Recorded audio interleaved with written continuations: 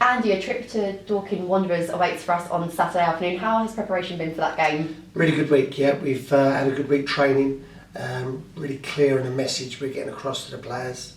And yeah, we're all set and ready to go. Looking forward to our trip to Dorking. And Dorking, obviously a new addition to the league, a good addition to the league. If you look at their recent history, the amount of success they have, they are certainly a team who know how to win football games. So a difficult challenge going there. Yeah, I mean, I think we should, commend Dorking and the manager, what he's done. I think they've had 9 promotions in 11 seasons. At any level, that is phenomenal. And then if you look at their results this year, they beat some big teams by some goals.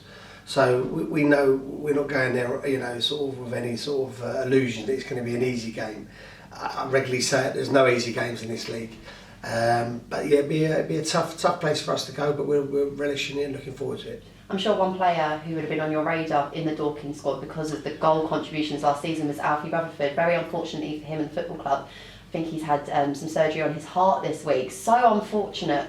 And it gives you a bit of a bigger picture, doesn't it, into the struggles that footballers have? Yeah, first and foremost, I think myself and all the Bromley fans and our club would like to wish him a speedy recovery.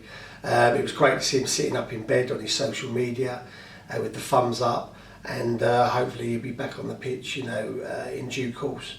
So, we'd like to wish him all the best for that. I think that's very important that outside of football, as we all get frustrated with results, there is a little bit more to life than just football. Absolutely there is. And you spoke to us after the match at the weekend talking about how the focus for you, your coaching staff and the players has been a real return back to basics. How is that going, and what are the kind of metrics you're using to assess how the players are going about doing what you want them to do on the pitch? Yeah, I mean, we really have sort of stripped it back, and I think we was probably maybe trying to get ahead of ourselves. We had a good start. We was playing some good football, and then we probably tried to go a little bit too much football at that point.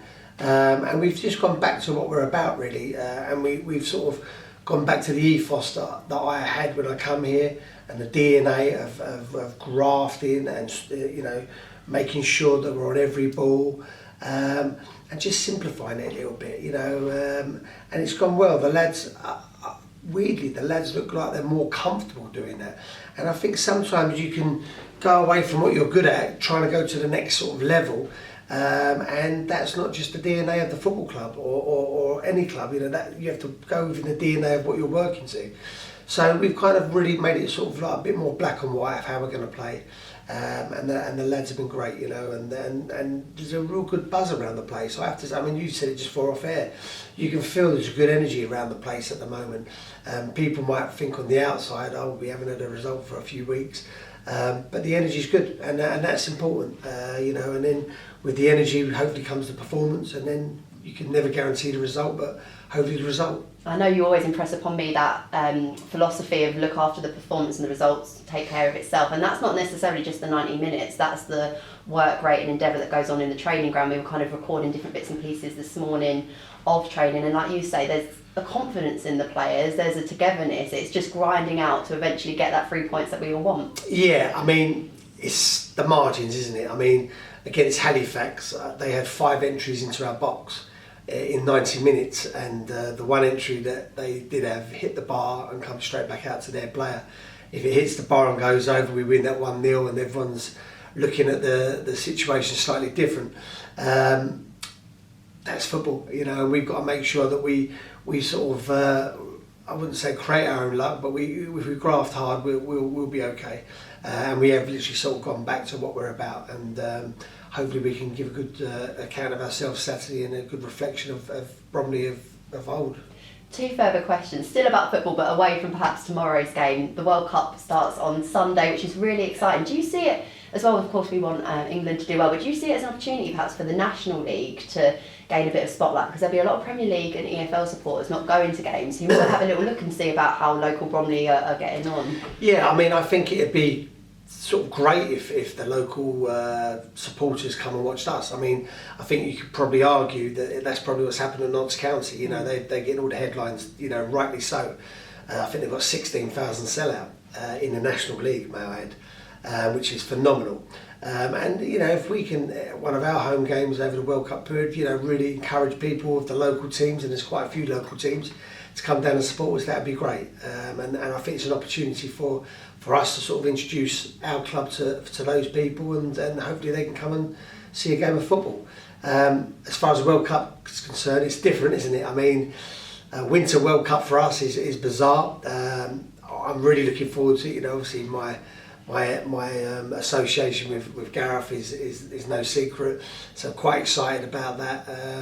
Yeah, I'm really hoping England do well. And just how gutted were you to get Japan in the World Cup sweepstake?